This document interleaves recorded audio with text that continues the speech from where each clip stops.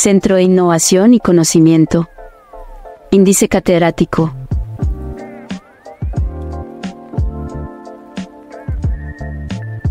Y de Educación en Salud. Cordial saludo a todos.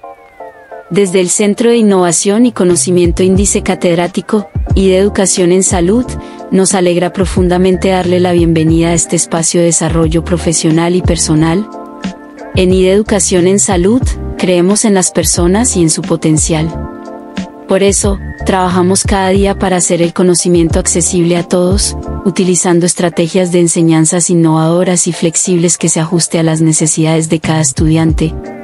En IDE, el conocimiento es libre como el viento y aprender es un derecho. Iniciamos la capacitación de hoy, con la participación del docente Sebastián Alfonso González López, enfermero egresado de la Universidad Industrial de Santander, quien se ha destacado por su profunda vocación de servicio y compromiso con la salud de las personas, especialmente en el campo de la salud pública, en los programas de promoción de la salud y prevención de la enfermedad. Sebastián ha fortalecido su experiencia asistencial en diferentes niveles de complejidad, siendo la salud pública un área donde ha dejado una huella imborrable gracias a su entrega, conocimiento y liderazgo. Los invitamos a vivir una experiencia única de aprendizaje. Por favor, mantengan los micrófonos apagados, para una mejor experiencia, y sigamos las indicaciones del docente para el desarrollo de las actividades. Bueno, chicos y chicas, esta es la primera parte del curso de atención preconcepcional. Es la primera sesión de 3 sesiones, dividido en 3 sesiones para poder abarcar la mayor información posible y poder lograr que el profesional o el futuro profesional sea capaz de realizar la consulta o la atención preconcepcional de la manera más enfocada y completa posible. Empezando, pues en esta unidad vamos a ver los fundamentos de la atención preconcepcional, el marco normativo, generalidades y conceptos que son esenciales que debemos conocer para poder llevar a cabo la atención preconcepcional, ¿sí? O la consulta preconcepcional. Entonces, ¿qué vamos a ver? Generalidades, propósito de la consulta, beneficios individuales, familiares y sociales, ¿sí? Ya que esta consulta pues va muy de la mano con la atención prenatal. Pues entran en la ruta 3280, van muy de la mano, van ligadas, está en el plano obligatorio de salud. Sin embargo, no se lleva a cabo tanto. Desearíamos que se llevara más a cabo, desearíamos que más parejas en edad para poder concebir se acercaran a los centros de salud o a las instituciones de primer nivel y refirieran que quieren quedar en embarazo, ¿sí? Para hacer toda la consulta preconcepcional no se lleva, o sea, las cifras pues no son tan altas como se quisiera o como quiere el sistema de salud.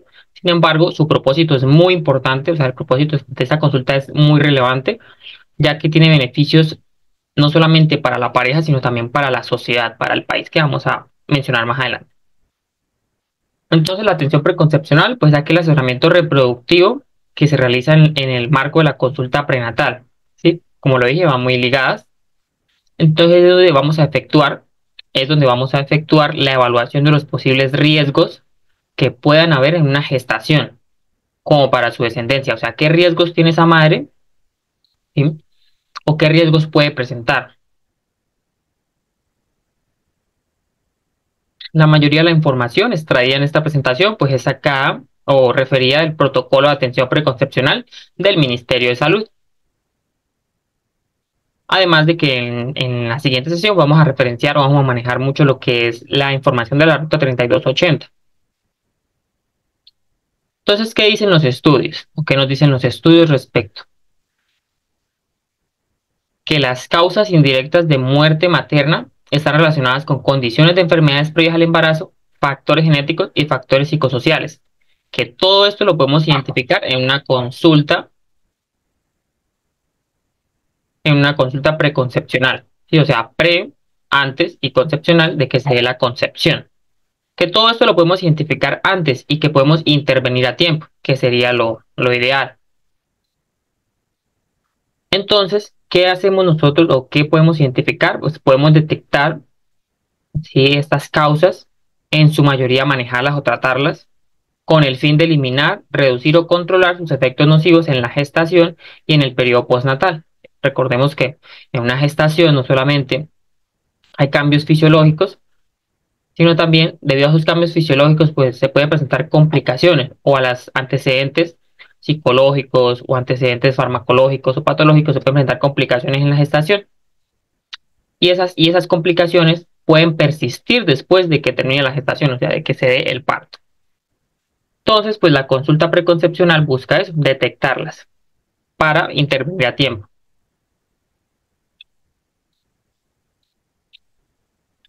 Entonces, cuando una pareja se nos acerca, cuando tenemos una pareja, ¿sí? Pues debemos mencionar una serie de beneficios que tienen, ya que son seres autónomos, o sea, deciden sobre su propia sexualidad, o sea, es lo que se busca, que el paciente o el usuario sea más partícipe, lleve un mayor control de su salud. Entonces, en esta consulta, pues vamos a dar indicaciones sobre el cuidado continuo durante la edad reproductiva. No solamente vamos a cuidar de un embarazo no deseado, sino también de las enfermedades de transmisión sexual, enfermedades existentes como las enfermedades crónicas. Vamos a encaminar a esa pareja por su autonomía sexual, que lo va a mencionar más adelante, qué beneficios tiene que nosotros encaminemos a una pareja o, o a una mujer en su autonomía, velando siempre por sus derechos sexuales y reproductivos. Vamos a mencionar sus derechos, que los tenga claros, a qué tiene derecho, ¿sí? A qué puede acceder en los beneficios de los sistemas de salud. Es un factor protector, que nosotros brindemos la educación y que la persona conozca a qué tiene, qué beneficios tiene o a qué puede acceder al sistema de salud, es un factor protector. Y la consulta preconcepcional es de obligatorio cumplimiento en el post, ¿sí? O sea, el sistema de salud nos obliga a cumplir con esta consulta. Sin embargo, como lo mencionaba, son muy pocas las cifras de las personas que se acercan, son muy pocas las cifras de las parejas o mujeres que se acercan a los centros de atención para acceder a la consulta preconcepcional. Y la consulta permite obtener mejores condiciones posibles de salud. Entonces, ¿cómo se define esta consulta? Pues es el conjunto de intervenciones para identificar condiciones biológicas, ya sean físicas o mentales, y hábitos de comportamiento o hábitos sociales que puedan convertirse en riesgo para la salud de la mujer y para los resultados de un embarazo. Entonces, en pocas palabras, es una consulta que realizamos antes de la concepción para identificar factores de riesgo que puedan afectar esa gestación y que puedan afectar pues la etapa posterior a la gestación y el desarrollo de esa gestación. Entonces, ¿qué pretende? A través del profesional de salud, ¿qué pretende la consulta? Modificar patrones, usar estrategias de prevención y optimizar el resultado perinatal y materno. ¿Sí? Hay complicaciones que se pueden manejar, se pueden prevenir.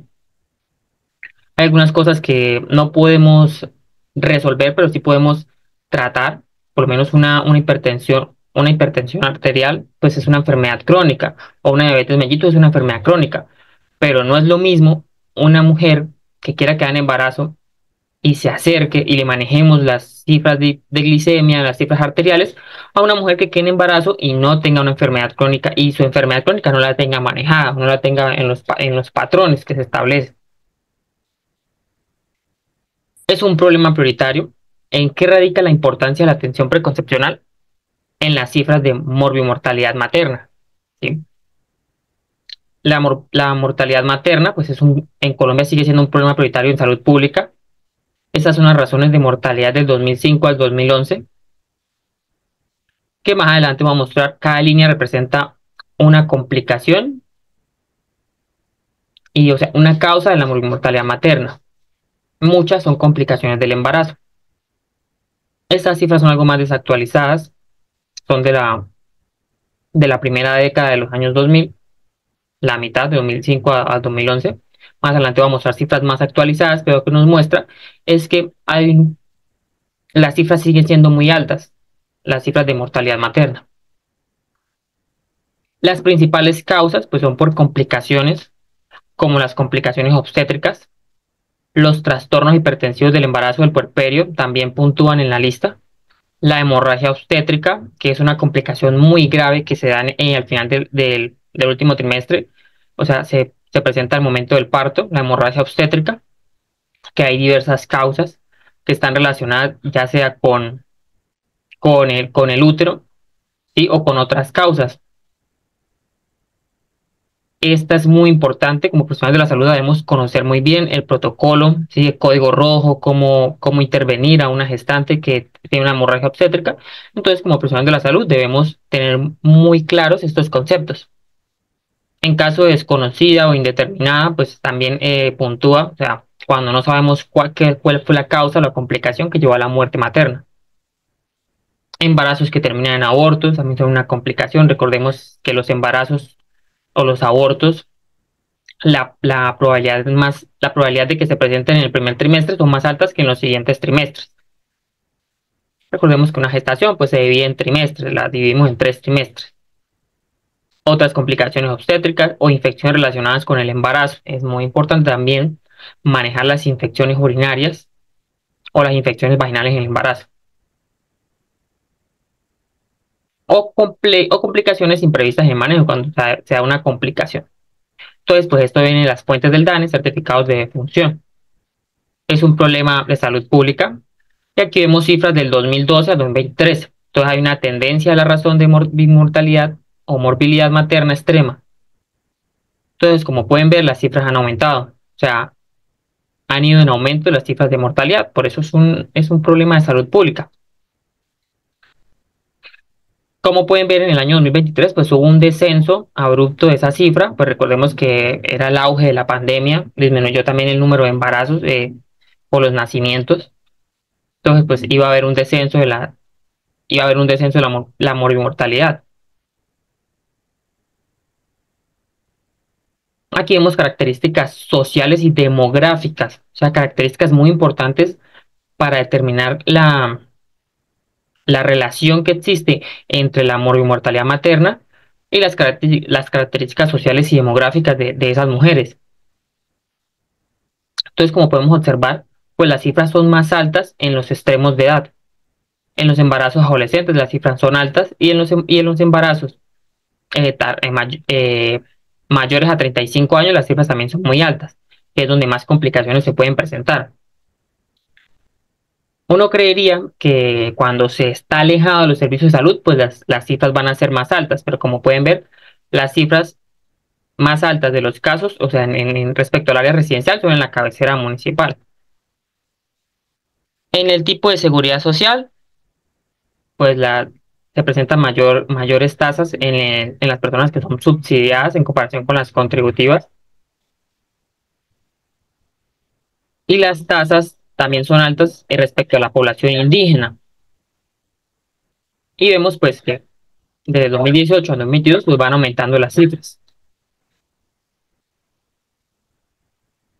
Aquí pues nos muestra la mortalidad materna por tipo y causa de muerte agrupada del 2018 al 2022, que lo puntúa los trastornos de hipertensión asociada al embarazo, la hemorragia obstétrica, la sepsis relacionada con el embarazo, luego sigue el evento tromboembólico como causa básica, luego sigue el embarazo terminado en aborto. Están otras causas al final, el embarazo terminado en aborto con causa directa, hemorragia. Entonces, estas son las principales justificaciones del por qué realizar la consulta preconcepcional. Pues es una parte integral de la gestación del proyecto. La gestación es una parte integral del proyecto de vida que debe de ser la planeación y decisión responsable y autónoma de las mujeres o sus parejas sobre tener hijos. ¿Qué quiere decir esto? Que las personas deben, ¿sí? eh, tener autonomía sobre el momento en el cuándo tener hijos y en qué etapa de su vida tener hijos, siempre con la educación correspondiente y que no se den embarazos no deseados, o sea, que no se está preparado para que haya embarazo o que no se tienen las medidas para poder solventar un embarazo y que no puedan presentar y que no se den complicaciones en esa gestación o que no aumenten el riesgo de depresión postparto o otras complicaciones debido a los factores socioeconómicos. No todas las personas quieren quedar en gestación. Si bien es una parte integral del proyecto de vida, pues no todas las personas van a querer quedar en gestación.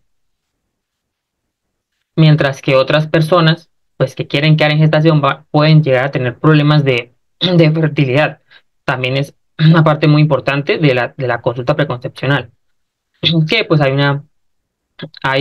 entre más edad tenga una mujer, pues va disminuyendo la probabilidad de quedar en embarazo. Todos los objetivos generales de la consulta preconcepcional y los objetivos específicos, pues identificar y modificar condiciones que se puedan intervenir, como lo decía anteriormente, nuestro papel como profesional de la salud es identificar, ¿sí?, a través de la valoración y poder intervenir a tiempo, intervenir aquello que pueda poner en riesgo, presentar riesgos para la salud sexual y reproductiva de la mujer, para la salud materna y perinatal.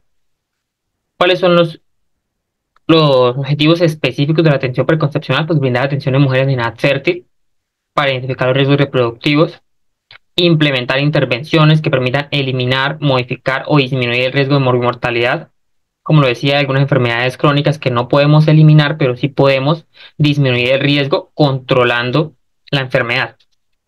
Debemos priorizar y garantizar el tratamiento preconcepcional de condiciones que puedan ser suprimidas o atenuadas. O sea, si podemos intervenir sobre alguna enfermedad, debemos garantizar que se pueda acceder al tratamiento. Debemos garantizar la asesoría oportuna, ¿sí? Que la consulta se realice lo más pronto posible cuando la persona pues refiera que quiere acceder a la consulta, que quiere recibir la consulta, para que tome las decisiones reproductivas, que se incluya la selección del método anticonceptivo adecuado a la condición especial de la paciente para que las mujeres puedan decidir cuándo quedan en embarazo. Esa también es una parte relevante, muy importante de la atención preconcepcional, el método anticonceptivo, porque no solamente valorar los riesgos que pueda tener una mujer al quedar en embarazo, sino también cómo se va a cuidar para que planee adecuadamente en qué momento va a quedar en embarazo. También debemos generar capacidades e instrumentos para garantizar la calidad en el proceso de la atención preconcepcional.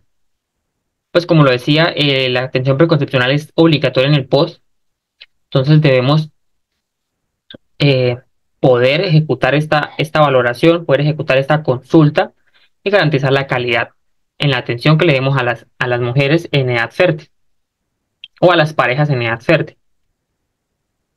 Ahora vamos a entrar en detalle con un tema muy importante que es la fertilidad femenina.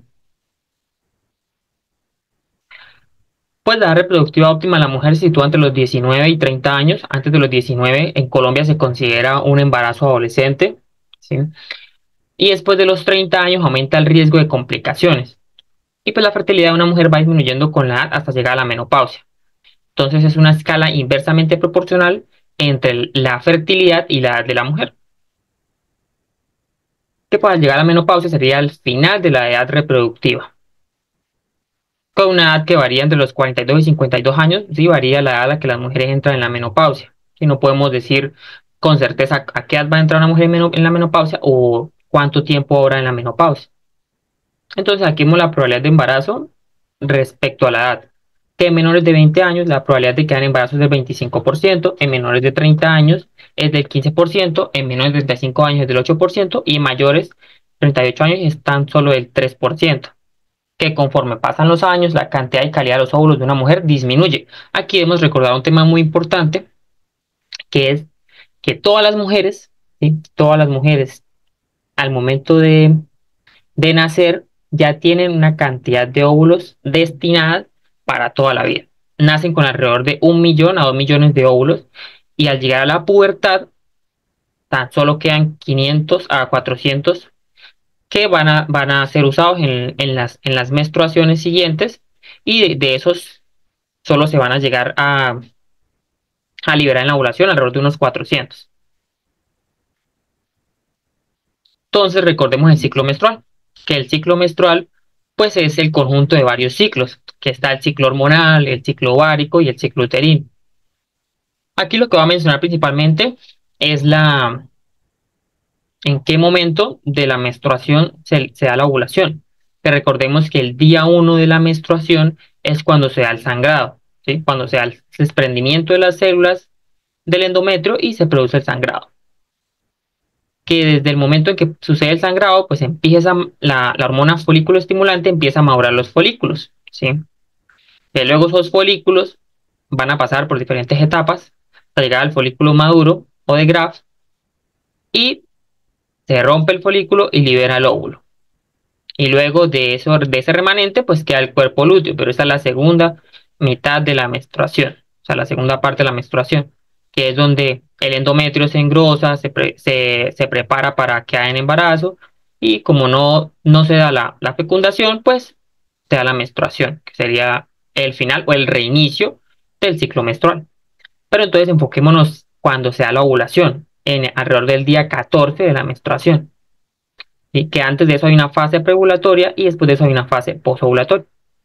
Aquí hay una gran cantidad de días fértiles, no solamente porque de acá se libera el óvulo, sino porque si se da un evento sexual, y si se da una relación sexual en estos días, pues recordemos que un espermatozoide puede sobrevivir de 12 a 36 horas. Entonces, si se da una relación sexual en el día 11, pues el espermatozoide puede seguir con vida hasta que se libere el óvulo y fecundarlo y que se dé la gestación. Y si se da una relación sexual posterior a la ovulación, pues un óvulo también tiene unas horas de sobrevivida de 12 a 24 horas, más o menos, y puede pasar ya las 24 horas de que se dio la ovulación, pero hay una relación sexual y como aún está el óvulo, pues se da la gestación, ¿sí? Se produce la concepción. Es muy importante pues valorar los ciclos menstruales de las mujeres a las que vayamos a valorar o las mujeres que tengamos en consulta, si son regulares o irregulares, y ya que esto pues es muy complejo. Nosotros no le vamos a explicar esto a las usuarias, sino le vamos a explicar con lenguaje menos técnico y más simple este método, que este método pues es el ciclo menstrual, sí, pero también se usa como método anticonceptivo, que es el calendario. Pero entonces, para cuando se busque la concepción, se realicen los días fértiles. Igual hoy en día pues hay muchos aplicativos, hay muchas herramientas que permiten calcular esto con facilidad. Hay muchas herramientas aplicativos en el celular que facilitan esto. Entonces podemos asesorar también pues para que se tenga esta información en el celular y que sea de fácil acceso. Aquí pues mencionamos lo que es la ovogénesis y la espermatogénesis. Entonces, como lo decía, al nacer una mujer pues ya nace con todos los óvulos que luego al llegar a la primera menstruación pues van a empezar a madurarse y a ser liberados en cada menstruación. Que ellos quedan pues en una fase, o sea, cuando nacen quedan en una fase, quedan en la primera división meiótica, que después de la pubertad pues sigue su proceso de meiosis. ¿Sí? Y cuando se libera como óvulo, en realidad no es un óvulo, sino es un ovocito, que se libera en la metafase 2 que se convierte en óvulo cuando se da la fertilización con el espermatozoide. ¿Sí? Que antes de eso es un ovocito que queda estancado en la metafase 2. Esto, hasta acá, sucede mientras se da el desarrollo embrionario. ¿Sí? A diferencia de los hombres, que la espermatogénesis sucede es cuando se da la pubertad. El hombre no nace con espermatozoides. ¿Sí? Al darse la pubertad, las células de Leydig, que son células muy importantes en la espermatogénesis, que están en los testículos, son las encargadas de producir de que se dé la espermatogénesis. Y que de la división de la meiosis van a salir 4 espermatozoides, a diferencia de la ovogénesis, ¿sí? que van a salir 3 cuerpos polares y un ovocito que va a poder ser fecundado. Entonces hay diferencias claras entre la ovogénesis y la espermatogénesis, ¿sí? Pues las más relevantes aquí sería pues mencionarlo de que una mujer nace con un número determinado de óvulos aproximadamente, que durante toda la vida del hombre se producen espermatozoides de manera interrumpida. Claro que el hombre no nace con los espermatozoides, sino que Profe, no te oyo, no te escucho. ¿Ya se escucha? ¿Aló? Listo, profe, ahora sí. Bueno. Entonces sigamos. Entonces, diferencias claras entre la ovogénesis y la espermatogénesis, pues que un hombre empieza a producir la espermatogénesis en la pubertad, a diferencia de la ovogénesis, que la mujer nace con número determinado. pero la mujer pues va a terminar su edad reproductiva cuando se da la menopausia y el hombre puede eh, concebir después de que se dé la pubertad durante toda su vida. Hasta el último día de su vida el hombre puede concebir. Claro que pues la calidad de esos espermatozoides van a ir disminuyendo, pero puede concebir hasta el último día de su vida. Hay similitudes entre la espermatogénesis y la ovogénesis, pues lo importante es conocer que mientras mayor sea la edad de una mujer, pues la calidad de esos óvulos es menor a la de una mujer joven. ¿Sí? Biológicamente, pues una mujer presenta edad materna avanzada a partir de los 35 años. O sea, lo ideal para un embarazo es que se dé antes de los 35 años para evitar las complicaciones o las posibles complicaciones, sobre todo de tipo genético, ya que el paso del tiempo tiene gran repercusión en la reserva ovárica, además de la calidad de esos óvulos, y aumenta el riesgo de aneuploidías, que son las malformaciones, ¿sí?, cromosómicas. Entonces, por eso es que se dice que mientras mayor sea la edad de la mujer, pues puede presentar riesgo de que el niño, ¿sí?, o de que el producto nazca con síndrome de Down, que es una aneuploidía, o la trisonomía 21, pero no es la única, sino también hay otras que entran acá. ¿Cuáles son las ventajas de ser madre mayor a los 30 años? O sea, de planear adecuadamente la gestación. Pues las parejas que planean la gestación y que quedan en embarazo después de los 30 años, pues tienen una mejor estabilidad económica y sentimental, ¿sí? Esto pues va a disminuir el maltrato infantil o las tasas de maltrato infantil, las tasas de desnutrición al tener una mayor estabilidad económica. Hay madurez y experiencia y ahí gana esa ilusión, a diferencia de cuando el embarazo no es planeado. Y estudios dicen que cuando los embarazos no son planeados y la mujer durante toda la gestación pues tiene un sentimiento de rechazo o aversión al producto, pues son personas que van a crecer, ¿sí?, con trastornos mentales o con complicaciones de tipo psiquiátrico o psicológico. ¿Cuáles son los inconvenientes de ser madre después de los 30 años? Pues que pueden haber riesgo de un crecimiento fetal retardado, una mayor probabilidad de desarrollar diabetes gestacional, de desarrollar preeclampsia, de que se dé un parto pretérmino, hay riesgo de cesárea, ¿sí?, y embarazo ectópico. No es lo mismo, o no, el cuerpo no es el mismo de una mujer de 20 años a una mujer de 30 años. Recordemos que el útero es un músculo, ¿sí? Mientras más joven, pues la fuerza que ejerce ese músculo puede ser mucho mejor a una mujer mayor de 30 años. Y por eso es que así es como se explica de que cuando son embarazos adolescentes, a los 2 días ya están, después de haber dado el parto, ya están como si nada.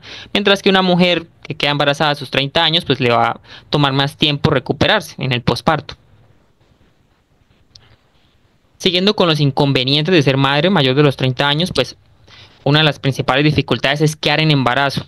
Además de las complicaciones que pueden presentarse, es quedar en embarazo. ¿Por qué? Porque ya se han dado muchas menstruaciones y quedan menos óvulos, o hay una disminución en la reserva ovárica de esta mujer. Y el número de óvulos que contienen sus ovarios pues va disminuyendo hasta agotarse por completo, que sería la menopausia. Y como lo mencionaba anteriormente, pues además de que disminuye la cantidad de óvulos, disminuye la calidad de esos óvulos, porque esos óvulos van a tener la edad de la mujer, ¿sí? Si queda embarazo a los 30 años, pues esos óvulos tienen 30 años de edad. Si queda en embarazo a los 20, pues esos óvulos tienen 20 años de edad. Entonces, esto está estrechamente relacionado con la tasa de aneuploidías o alteraciones del número de cromosomas, ya sea que le falte un cromosoma o que haya un cromosoma extra, dándose mayor probabilidad de un aborto espontáneo, de tener bebés con síndrome de Down, entre otros, ¿sí? Entonces recordemos que cuando hay alteraciones cromosómicas, cuando el cromosoma que se ve afectado es más alto, o sea, su numeración es más alta, pues menos complicaciones va a tener. Que si se ve afectado un cromosoma muy bajo, mayores complicaciones va a tener, ¿sí? En este caso es el ejemplo que el síndrome de Down es una trisonomía 21 y el síndrome de Pateu, que es el que se conoce como el síndrome del cíclope, son niños que tienen mayores complicaciones, no son compatibles con la vida, si al momento de nacer generalmente pues fallecen porque no tienen desarrolladas las vías aéreas, solo desarrollaron un glóbulo ocular que no se desarrolló completamente, ¿sí? Son alteraciones cromosómicas que se pueden presentar debido a la disminución de la calidad de estos óvulos. Ese es el riesgo, uno de los riesgos principales cuando las mujeres quedan en embarazo a una alta edad. Este es un estudio, ¿sí?, que nos muestra la relación entre la edad materna y los resultados adversos en el embarazo. Es un estudio de cohorte. Entonces aquí pues dejo el nombre, es un artículo gratuito por si alguno lo quiere leer. Entonces nos muestra la relación entre la edad materna y la probabilidad de desarrollar alguna complicación. Que vemos que justo en los 35 años, o sea, después de los 35 años, hay un aumento de las complicaciones o de las cifras de complicaciones durante la gestación. Entonces aumenta el riesgo de desarrollar preeclampsia, aumenta el riesgo de desarrollar peso bajo para la gestacional, aumenta el riesgo de aborto espontáneo, ¿sí?, o aumenta el peso grande para la gestacional, o aumenta el riesgo de diabetes gestacional. Ahora vamos a hablar de la reserva ovárica, que como lo decía, no solamente va a disminuir o sea, con la edad no solamente disminuye la probabilidad de caer en embarazo, sino está relacionado con la reserva ovárica. ¿Por qué disminuye la probabilidad de caer en embarazo con la edad? Porque hay menos óvulos que se pueden fecundar. Entonces, como lo mencionaba al inicio, cuando una mujer nace tiene 1 a 2 millones de óvulos. Cuando llega a la pubertad tiene alrededor de 500.000, 400.000 óvulos. En la adulta ese número va disminuyendo y cuando llega a la menopausia es porque la reserva ovárica se agotó. Y el periodo más fértil de una mujer pues va desde los 16 hasta los 30 años. Diríamos que no se puede decir que este es el periodo ideal, o sea que es un periodo exacto donde se recomienda que haya embarazo, porque recordemos que los embarazos adolescentes tienen graves complicaciones sociales y demográficas. Entonces, lo ideal sería entre los 19 y los 30 años, ya para ya no entrar en la categoría de embarazo adolescente. Y después de los 19 años ya es un embarazo adolescente. ¿Por qué en este periodo de tiempo? Porque es donde hay una buena cantidad y una buena calidad de esos ovocitos o esos óvulos. Entonces aquí muestra también lo mismo, que se da el nacimiento con 1 millón o 2 millones de óvulos, que hay una degeneración de esos óvulos y por eso es que cuando llegan a la pubertad solo tienen de 400.000 a 500.000 óvulos. Que a lo largo de la vida pues van a ser ovulados, ¿sí? O sea, van a salir de los óvulos a las trompas de falopio solo de 400 a 500. Y aquí muestra una imagen de una reserva ovárica con menos de 35 años a una mujer con una reserva ovárica con más de 35 años. Que es muy importante también recordar el ciclo de vida, para tener en cuenta el ciclo de vida reproductivo, que todo esto entra entre la ruta 3280, los ciclos de vida, la infancia, la juventud, la adultez. ¿Cuáles son las causas de que disminuya esta reserva ovárica? Pues existe una relación inversamente proporcional entre la edad y la cantidad, así como la calidad de los óvulos. También hay otros factores que pueden afectar esta reserva ovárica, como los tratamientos médicos, la radioterapia o quimioterapia, si recordemos que esto pues destruye las células, y pues en algunos tratamientos con citotóxicos pues no se diferencia qué células destruir. En determinadas patologías como la endometriosis o infecciones pélvicas, en el estrés crónico, cuando hay obesidad, cuando hay contaminación ambiental o exposición a tóxicos o pesticidas, o hábitos de vida poco saludables. ¿Cuáles son los valores normales de la reserva ovárica? Pues esto es una prueba más especializada, sino en la consulta preconcepcional pues no vamos a mandar esta prueba de cómo medir, para medir si los valores normales están, o sea, si la reserva ovárica está bien en los valores normales, no. Pero la prueba más fácil que se puede realizar, que es un análisis en sangre, un análisis hormonal, es de la hormona folículo estimulante, que recordemos que en la primera etapa del ciclo menstrual pues se libera para que se dé la maduración del folículo y luego se dé la liberación del óvulo, ¿sí? Entonces, cuando hay pocos óvulos, la hormona folículo estimulante aumenta para intentar así que el ovario se active. Entonces, valores más altos de folículo estimulante en sangre son indicativos de una baja reserva ovárica. Aquí pues nos muestran los niveles de mil unidades por mililitro. Entonces, pues, ¿cómo se determinan los valores de la folículo estimulante? Pues generalmente ese examen se realiza entre el tercer y quinto día del ciclo ovárico, que es donde está dando la maduración del folículo. ¿Cuáles son los beneficios de la consulta preconcepcional? A nivel individual, ¿sí? Cuando hablamos de individual, ya sea solo la mujer o de la pareja, pues hay una optimización del estado de salud previo a la concepción. Mejoramos los resultados en salud para prevenir las complicaciones del embarazo. El tamizaje, podemos hacer un tamizaje y control oportuno de enfermedades crónicas. Muchas veces detectamos enfermedades crónicas en estas consultas de mujeres que no sabían que tenían hipotiroidismo, diabetes, hipertensión, enfermedad renal crónica, entre otras. ¿Sí? Vivían su vida normal, pero como esta es una consulta muy completa donde se envían muchos exámenes, pues se permite identificar. Y pues al realizar la identificación, pues se realiza el control y el manejo. Podemos evaluar los riesgos genéticos, infecciosos, ambientales o nutricionales. ¿Sí? Hacemos una intervención sobre hábitos de riesgo, como consumo de sustancias psicoactivas, drogas, medicamentos, personas que se automedican. Hacemos una intervención porque esto no solamente pone en riesgo la vida de la madre, ¿sí? O de la mujer, sino la vida pone en riesgo el futuro embarazo. Debemos dar educación en la salud reproductiva y asesoría en los métodos anticonceptivos o de planificación familiar.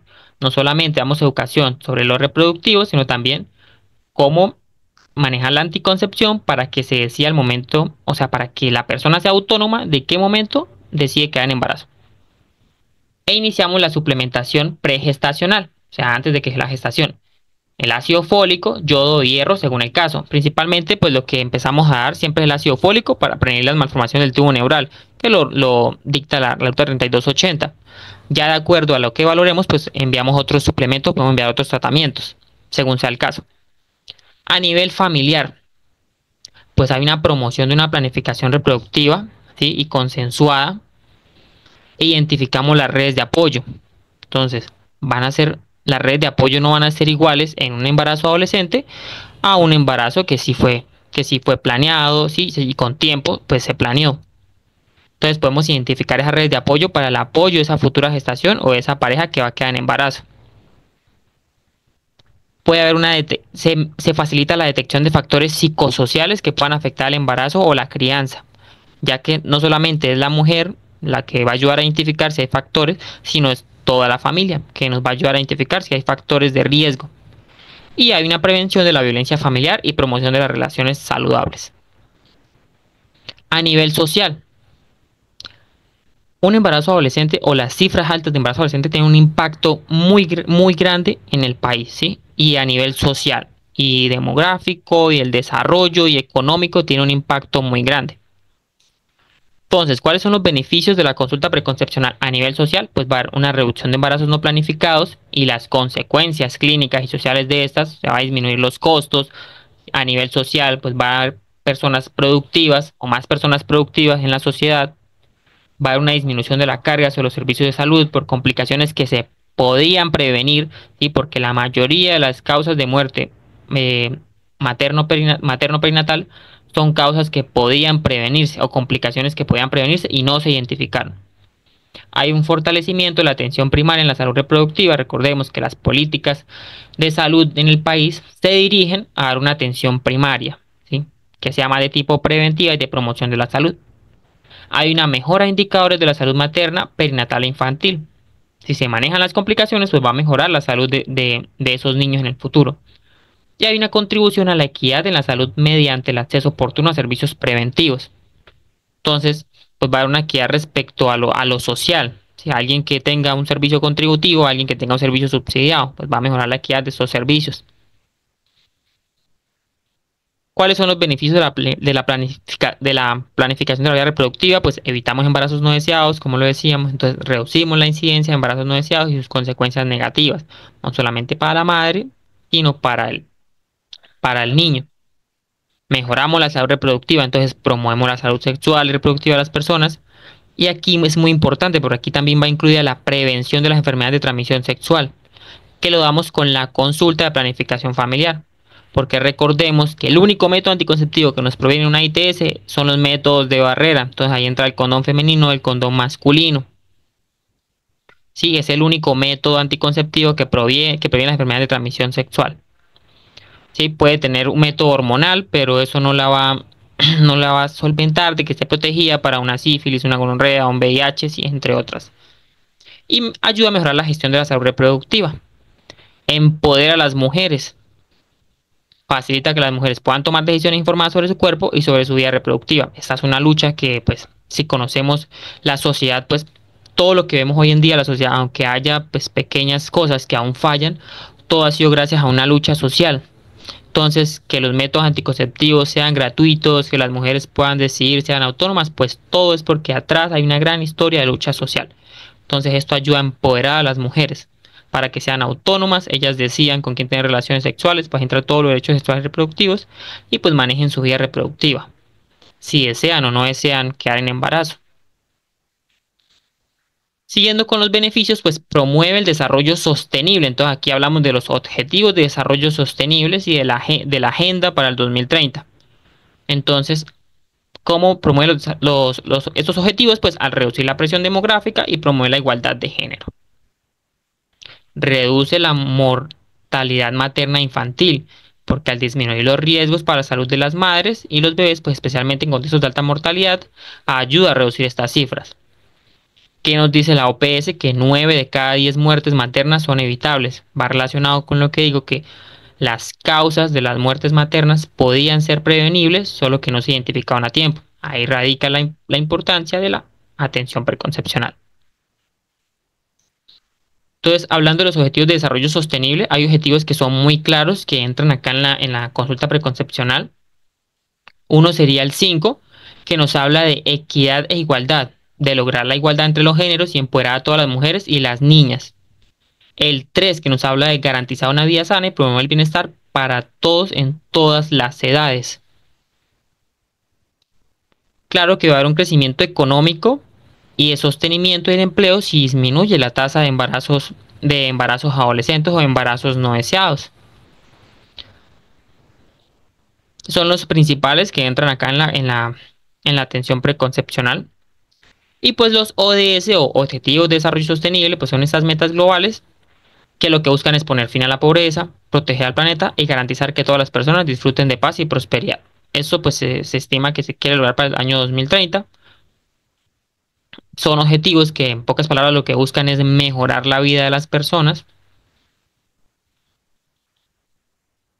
Ahora hablando de los determinantes sociales de la salud, que los determinantes sociales de la salud son todos aquellos aspectos, ¿sí? Todo el entorno que rodea a una persona en el que nace, lo que lo rodea, que determina el estado de la salud, lo social, lo personal, la parte de infraestructura, las políticas.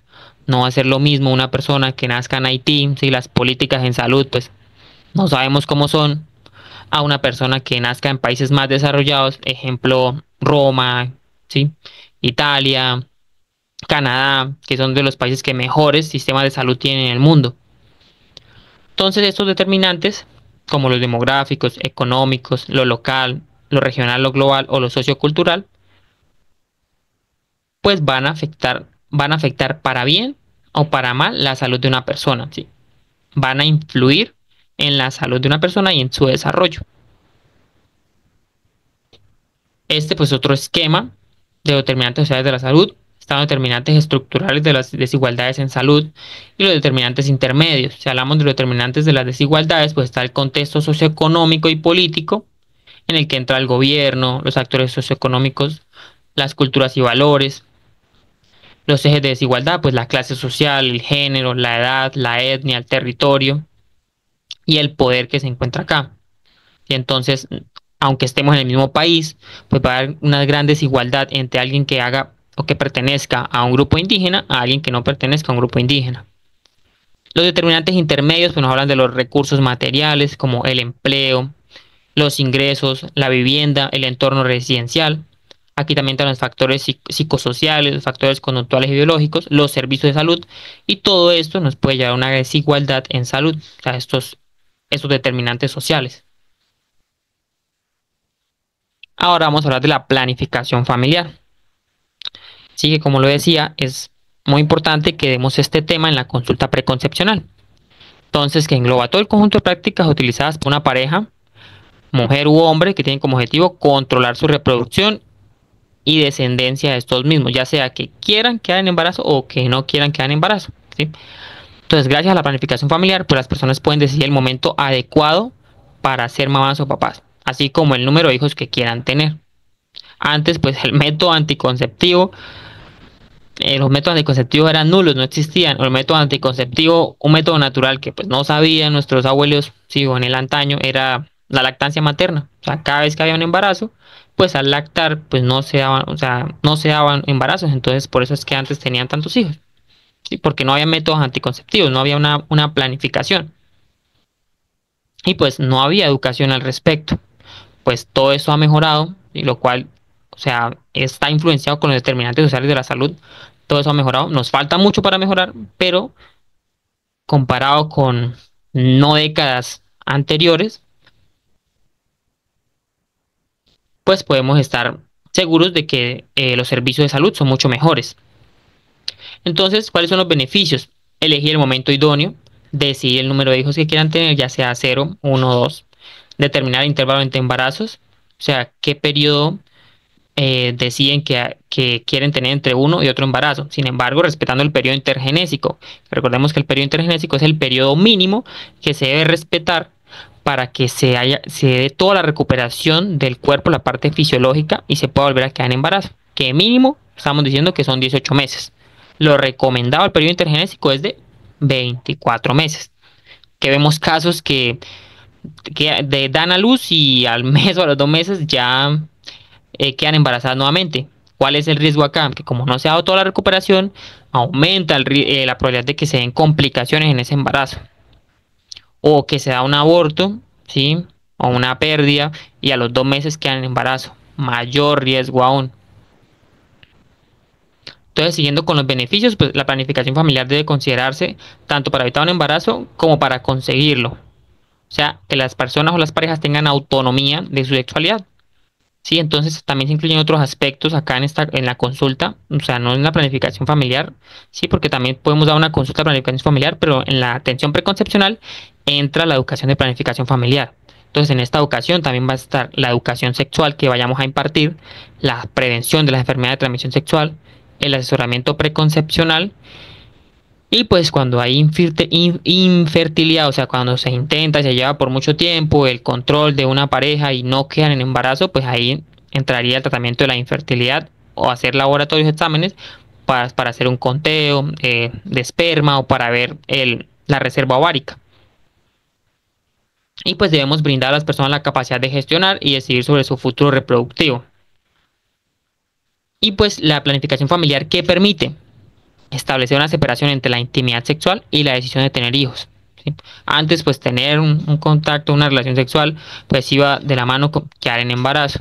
Ahora no, gracias a la planificación familiar, nos permitió separarlos, ya no son iguales tener relaciones sexuales a quedar en embarazo y tener hijos. Es otra de las ventajas de la planificación familiar. ¿Cuál es la importancia? Pues una correcta planificación familiar aporta múltiples ventajas tanto para las mujeres como para su familia y la sociedad en general. Entonces nos va a ayudar a reducir la mortalidad infantil, a prevenir los riesgos para la embarazada, la prevención de enfermedades de transmisión sexual, pues aquí menciona el VIH, no es la única, la disminución de abortos peligrosos, el control de la natalidad y el poder de decisión, que es uno de los más importantes, la autonomía, los derechos sexuales y reproductivos, ¿sí? El empoderamiento femenino. Y debemos dar a conocer toda la información sobre la planificación familiar para lograr el bienestar de la pareja, la autonomía de las personas, apoyar a la salud y mejorar el desarrollo y evolución de la sociedad.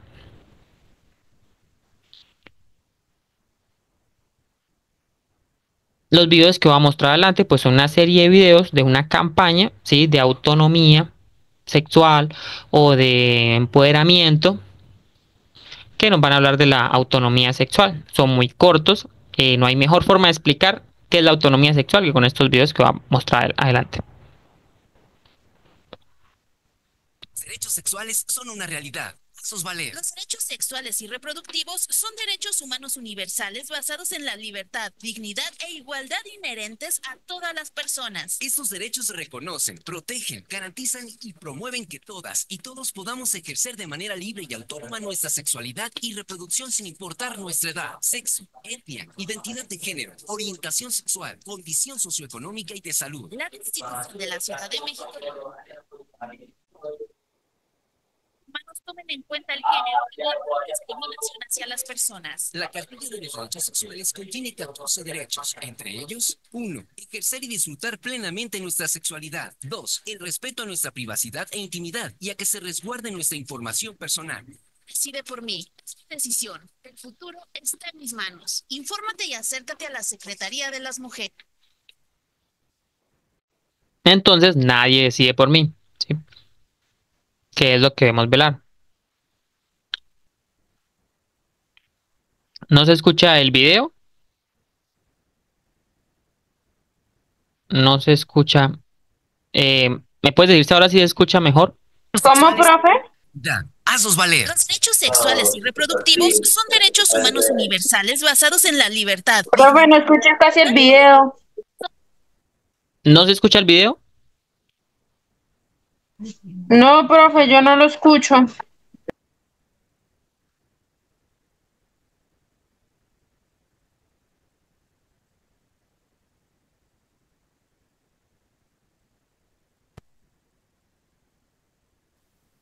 ¿Ahora sí? Tus derechos sexuales son una realidad. Profe, Bueno, entonces lo voy a volver a poner, disculpen.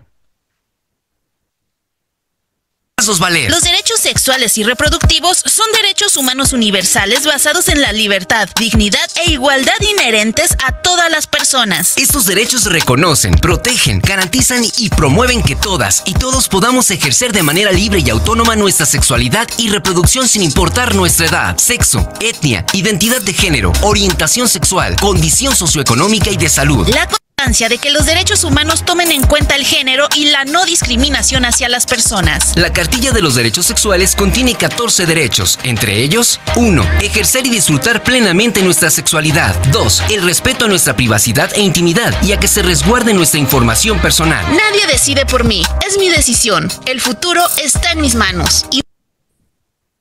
Bueno, pues la principal es nadie decide por mí. Entonces, continuando con estos videos, si ya, que ahora sí se escucha, muchas gracias. Entonces, la educación integral en la sexualidad es un derecho fundamental. Los derechos sexuales y reproductivos son derechos fundamentales. La educación integral en sexualidad es un derecho que promueve la responsabilidad, el autocuidado y el placer. Todas las mujeres, los hombres, adolescentes, niñas y niños debemos recibir información científica, laica y clara acerca de nuestra sexualidad. Todas las personas sin excepción tenemos el derecho de obtener información, conocimientos, desarrollar habilidades, mejorar actitudes que nos permitan disfrutar nuestra sexualidad con seguridad, protección, sin discriminación y sin violencia. Recuerda, la vida sexual debe basarse en el respeto, el mutuo acuerdo, la responsabilidad y el placer. Tú decides cuándo. Nadie decide por mí. Es mi decisión. El futuro está en mis manos. Infórmate y acércate a...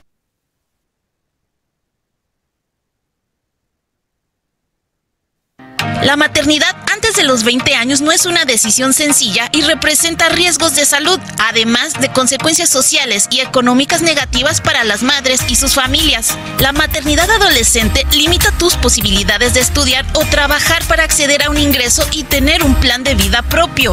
Por eso, es importante que estemos informadas, hagamos valer nuestros derechos y vivir nuestra sexualidad de una forma responsable, segura y placentera. Nadie decide por mí, es mi decisión. El futuro está en mis manos.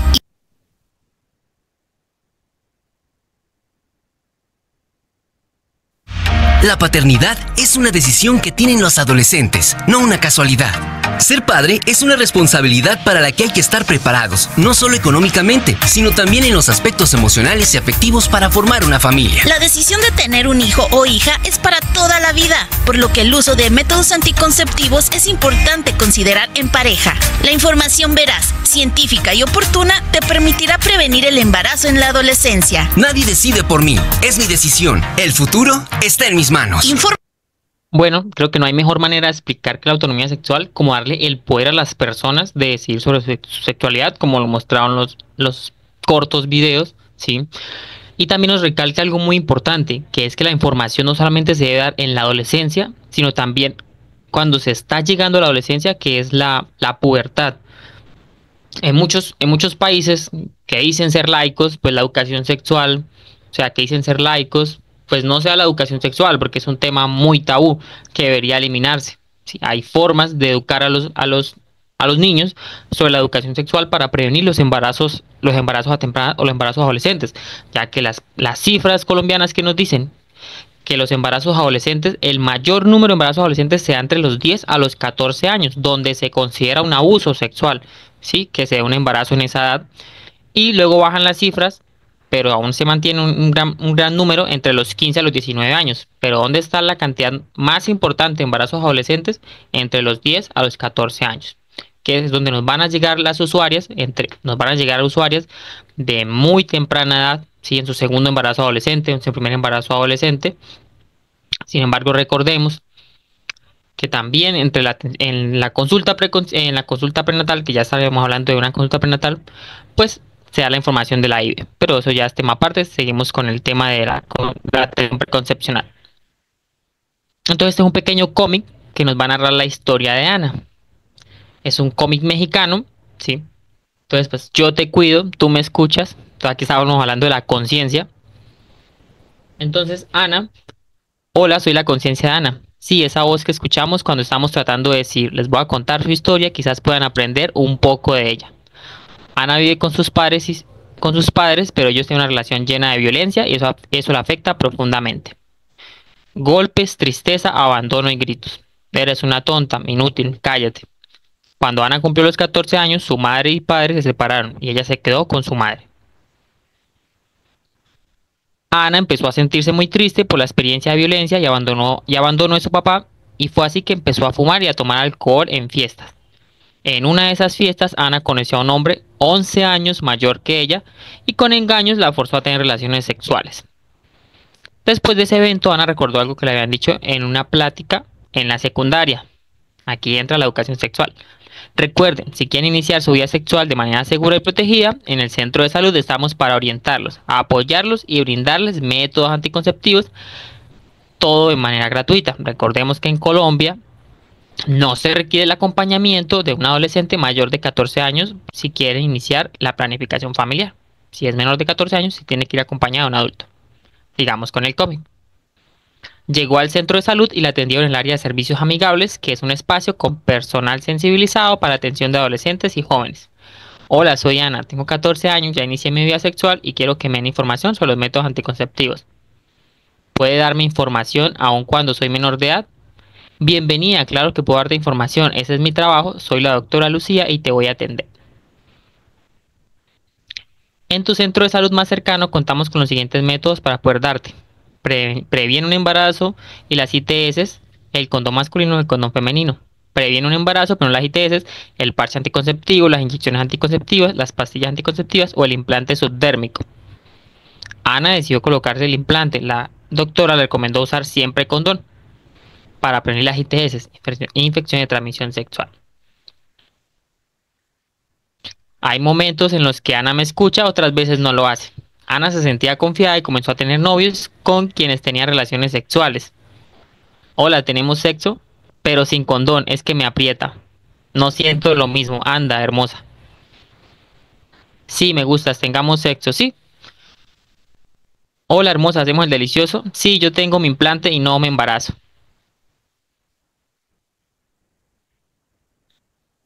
Entonces su conciencia le dice, espera, recuerda lo que te dijo la doctora sobre las infecciones de transmisión sexual. Shh, cállate, no pasa nada. Mira, se ven bien bañaditos. Hasta que un día, oh no, tengo mucha comezón, algo sale de mi vagina y tengo ardor. ¿Será porque no sé condón? ¿Y ahora qué hago? Mamá. Después de muchos gritos, regaños y uno que otro te lo dije, la llevó al doctor. La hicieron responder las siguientes preguntas. ¿Tiene vida sexual activa? Sí. ¿Has tenido varias parejas sexuales? Sí. ¿Usas condón en cada encuentro? No. Con tu respuesta, síntomas y los resultados debo informarte que tienes una ITS llamada gonorrea. ¿Ahora qué voy a hacer? Llora. Después de recibir tratamiento y una adecuada consejería en el servicio amigable, Ana decidió seguir con su vida y con sus estudios. Sin embargo, poco tiempo después conoció a un hombre con quien pensó que podría tener una relación estable. Juan tenía 32 años y ella 17. Ana en verdad lo amaba y se imaginaba que vivirían felices por siempre. Así que decidió quitarse el implante. Yo le dije que no, la doctora le dijo que no, y ella sabía que no era lo correcto, pero solo quería embarazarse y tener la familia que nunca tuvo. mamá, estoy embarazada. Su mamá le dice, no, aún eres muy joven, piensa en el futuro y la gran responsabilidad que implica tener hijas o hijos, truncar tu proyecto de vida y tus estudios. Lo que le dijo la mamá la hizo pensar. Ana, ¿segura quieres continuar con tu embarazo? ¿Te sientes preparada para educarle? ¿Tienes el dinero suficiente? Tienes 17 años. ¿Quieres postergar tus estudios? Y si él te deja y no se hace responsable, ¿estás lista para enfrentar solo a la crianza? No, no, no, no, pero lo amo y el amor lo puede todo. Ese día tomó su maleta y se fue con él. Cuando llegamos, Juan se mostró indiferente, incluso molesto y más cuando se enteró que Ana estaba embarazada. Vamos a ser papás. ¿Qué? No, yo no quiero. Desde que llegamos las cosas no estaban bien. Juan salía de fiesta, tenía otras novias y el amor que decía tener por Ana ya no existía. Ana estaba muy triste, enojada y arrepentida por no haber escuchado a su mamá, a la doctora y a mí su voz interior. Su mamá fue por ella y aquí estamos, de regreso a su casa. Juan desapareció y no se hará cargo del bebé. Busqué empleo, pero por mi embarazo y edad no me aceptan. Mamá no gana lo suficiente para mantener a los dos. Estoy por terminar la prepa y quiero continuar la universidad. Estoy sola, con una gran responsabilidad, sin dinero y con mucho miedo por lo que espera cuando nazca mi bebé. Si tan solo hubiera pensado mejor las cosas, mi vida sería otra. El día que Betty nació, el mundo de Ana cambió por completo. Ana, cuando estaba muy feliz por su hija, hay momentos donde se pregunta, ¿sería diferente si hubiera pensado y tomado mejores decisiones? Ahora se da cuenta que algunas decisiones pueden impactar nuestro plan de vida. Ese cómic me parece que refleja mucho la realidad, ¿sí?, de Latinoamérica, donde hay muchas familias monoparentales, así que están compuestas por un solo papá. En los casos o las cifras colombianas, solo por la madre, ¿sí?, ya que es abandonada por su pareja o por quien participó en el embarazo o en el acto. Ahora vamos a hablar de la resolución 3280.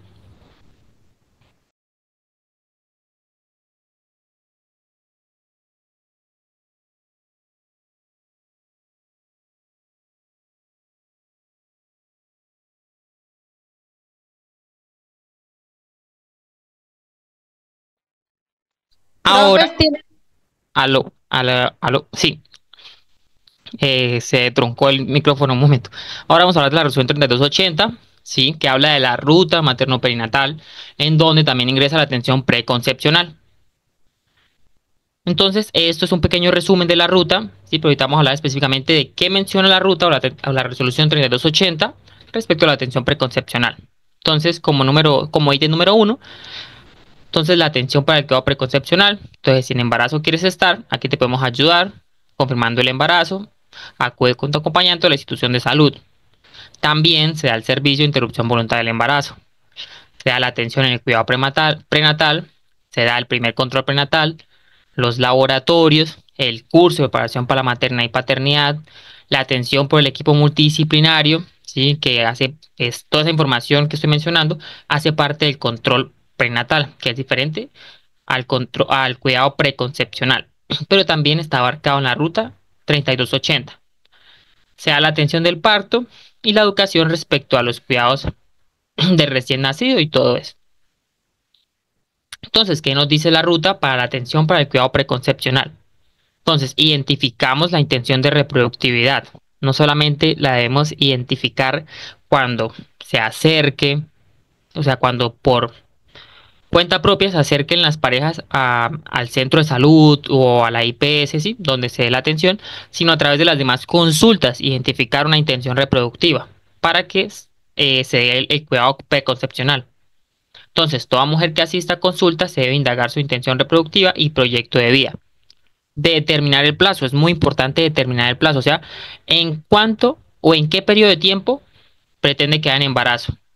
Entonces, la intención reproductiva a corto plazo es aquella que se proyecta dentro de un año, ¿sí? Entonces, que hoy me llega una chica que quiero quedar embarazada dentro de un año, entonces es una intención reproductiva a corto plazo, ya que el tiempo es razonable para hacer todo el procedimiento de preparación para el embarazo. Entonces, el tiempo ideal para planear un embarazo, un año. Ofrecimiento y formulación de métodos anticonceptivos. Entonces, le vamos a dar la educación sexual y la educación respecto a la anticoncepción. Entonces, debe haberse ofrecido previamente como alternativa y formulado de acuerdo con los criterios de elegibilidad y el deseo de la mujer. Sí, porque recordemos que de acuerdo a los criterios, pues no le podemos recomendar ciertos métodos anticonceptivos, en algunos casos específicos a algunas mujeres, ¿sí? Pero en las opciones que tiene, es la mujer quien decide qué método anticonceptivo desea utilizar. Garantía de la toma de decisiones informadas. Entonces, la decisión sobre la fecundidad debe ser informada, libre de coacciones y de violencia. O sea, la mujer pues debe decidir sobre su cuerpo. Participación de la pareja o persona de apoyo. Entonces recomendamos o se recomienda que tanto en la consulta inicial como en las consultas de control participe la pareja o una mujer o una persona que la mujer elija como apoyo. ¿Cuáles son los objetivos? Pues los mencionamos, que nos dice la ruta: reconocer derechos sexuales y reproductivos, identificando riesgos alternativas para la concepción, promover la salud de la mujer.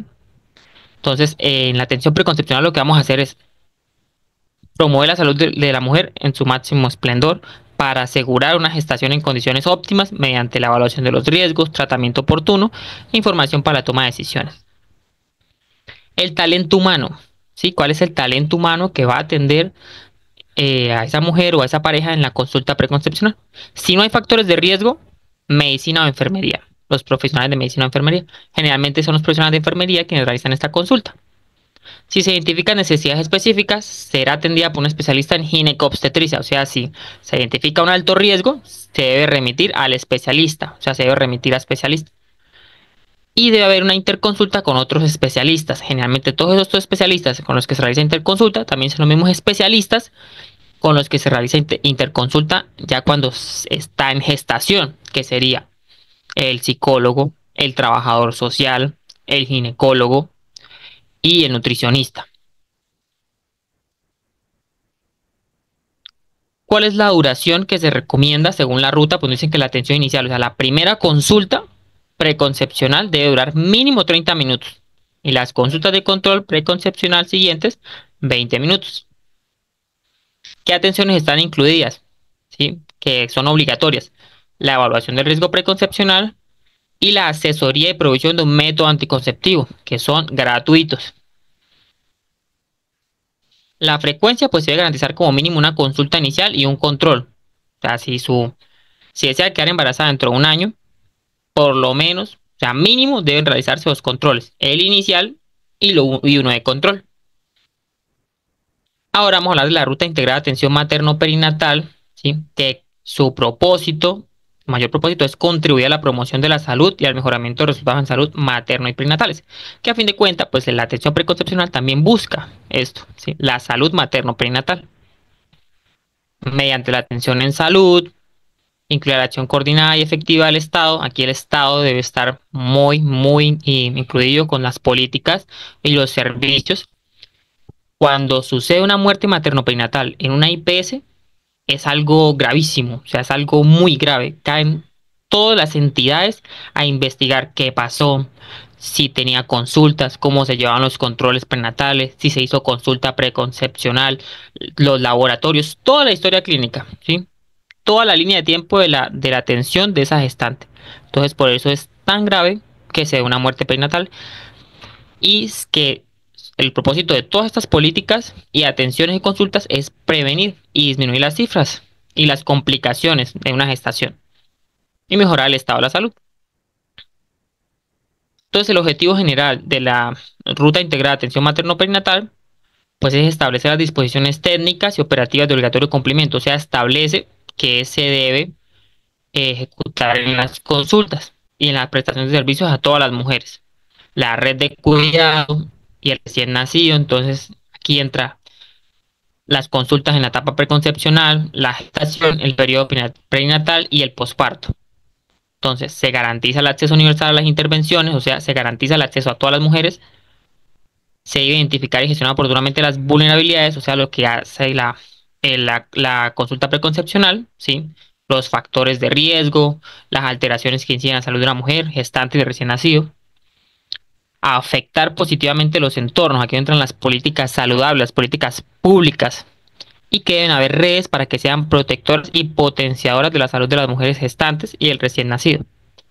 Y realizar el seguimiento a los resultados en salud esperados en las mujeres gestantes y en los recién nacidos. La población de sujeto y alcance, pues todas las mujeres con intención reproductiva a corto plazo. Recordemos que una intención reproductiva a corto plazo es un periodo de un año. ¿Cómo se articula? Pues la resolución de la 3280 de la ruta materno-perinatal, pues establece las rutas integrales de atención en salud, que son las RIAS, define los estándares de calidad, el enfoque de riesgo, integralidad y continuidad del cuidado, y es el marco normativo que organiza la prestación de servicios de salud en Colombia. Así es que nos dice qué debemos hacer y qué se hace y cómo se hace.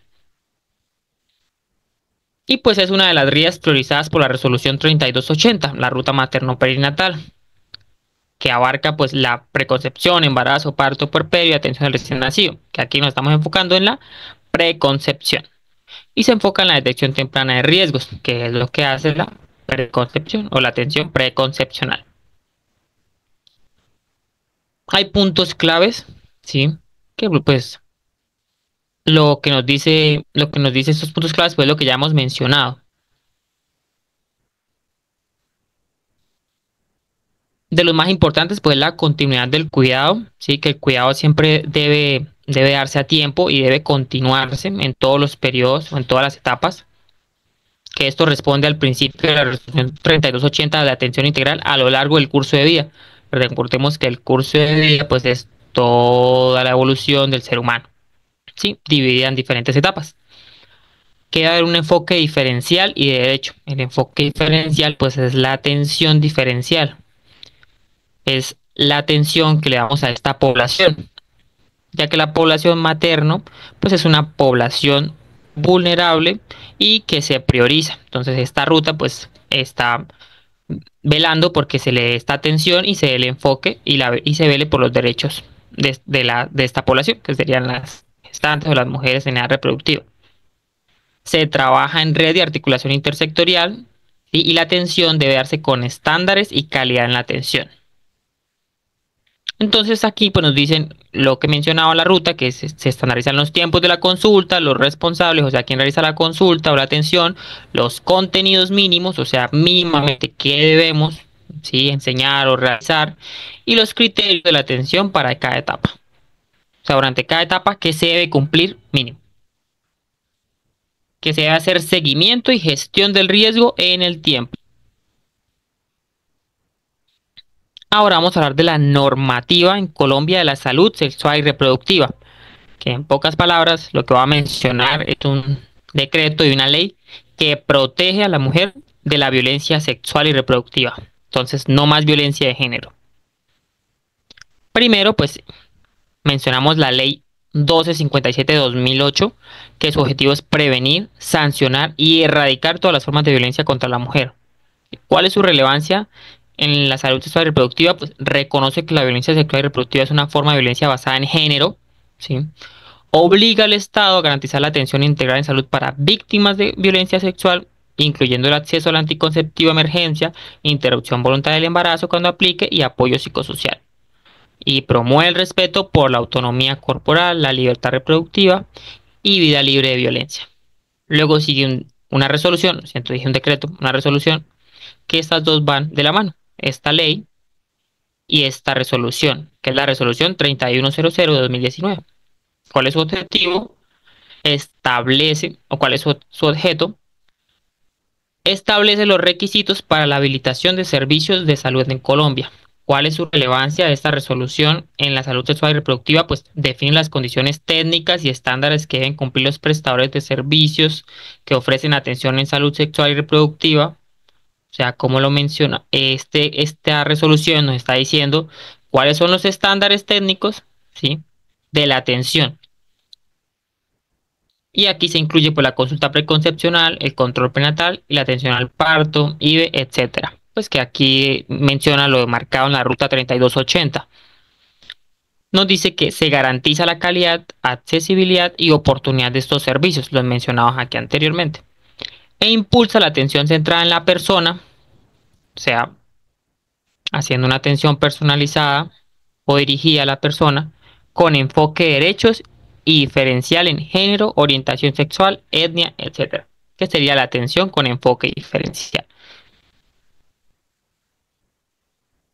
Aquí pues es un pequeño cuadro comparativo. Entonces tenemos el enfoque, que la ley, pues los derechos humanos, protección contra la violencia, la resolución, pues la calidad y la habilitación de servicios de salud, cuál es la población objeto, pues la ley, mujeres víctimas de violencia, la resolución, toda la población usuaria del sistema de salud.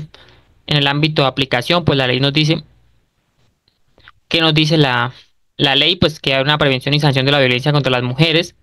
La resolución nos dice que hay una prestación segura y adecuada a los servicios de salud.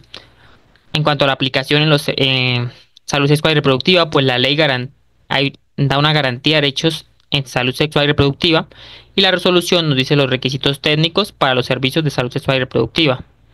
La responsabilidad, pues, de ejecutar este plan normativo, pues la ley, la responsabilidad está del Estado, del sector salud, de justicia y la sociedad civil. La resolución, pues, de quién es la responsabilidad de las IPS, de las EPS o los prestadores de servicios de salud, pues que serían los profesionales de la salud y las entidades a través de las cuales se prestan esos servicios. Aquí pues tenemos la línea de violencia, que es la línea 155 para orientación a mujeres sobrevivientes de violencia basada en género. Está la línea llamada también la línea púrpura, pero la línea púrpura está enfocada es para la atención en Bogotá y su área. Entonces, esta es la línea nacional de orientación a mujeres víctimas de violencia. Y por esta primera sesión de la atención preconcepcional sería todo. Muchas gracias a todos por estar en la reunión. Queridos participantes, hemos llegado al final de esta enriquecedora capacitación en el Centro de Innovación y Conocimiento Índice Catedrático y de Educación en Salud. Quiero agradecerles profundamente por su compromiso y participación activa.